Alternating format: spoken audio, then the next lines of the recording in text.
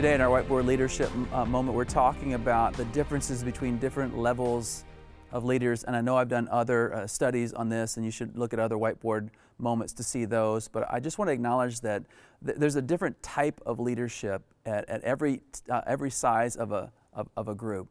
For example, when you are a one-on-one leader, there's a certain set of skills you need to have. There's a personality, a connection, a chemistry that has to be there, and you have to be a little bit ahead of that person. Let's say you're discipling someone one-on-one.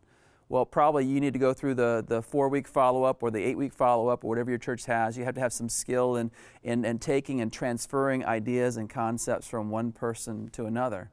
And that's so important in the life of the church, that you're involved in discipleship.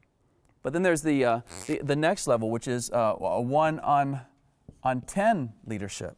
When one person is leading 10 people, all of a sudden there's a different level of skill that needs to be there. Group dynamics, how to talk to someone when someone is taking over the conversation, is controlling the conversation. What about these interrelational things between two people in that group? All those things are important at this level of leadership. And then there's the 1-on-100 leadership.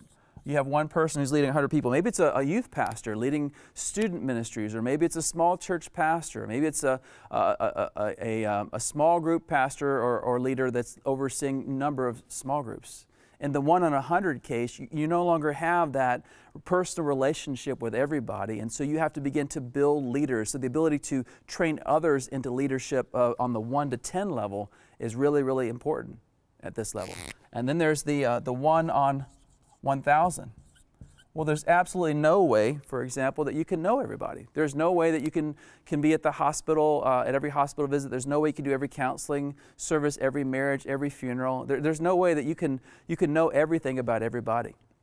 And you have to move from knowing everybody and caring for everybody to making sure everyone's known and cared for. You have to have a bigger vision where you stay much higher, and motivation and communication become much more important at this level, because you know that you're trying to help them to see that you're a person, that you're personable, that you understand what they're talking about, you understand their scenario. And so there's a whole different level on the intuitive side of leadership.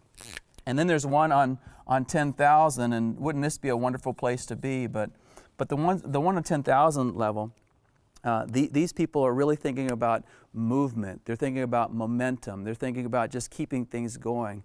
Their job is to keep people righteously uncomfortable, moving forward in the vision there is for the movement there.